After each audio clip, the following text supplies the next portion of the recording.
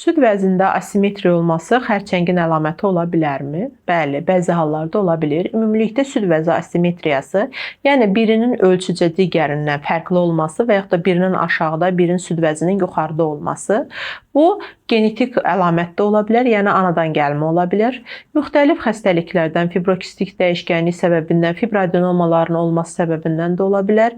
Eləcə də hormonal dərman preparatları qəbul edirsinizsə, bu zamanda süd vəzninizdə asimetriya, yəni ölçü fərqliliyi müşahidə oluna bilər. Belə videoları çəkdiyim zaman çox zaman rəy bölümündə görürəm ki, rəylərdən çoxlu neqativ rəylər yazırlar ki, bu məndə də var, bu təbii haldır, niyə insanları narahat eləyirsiniz?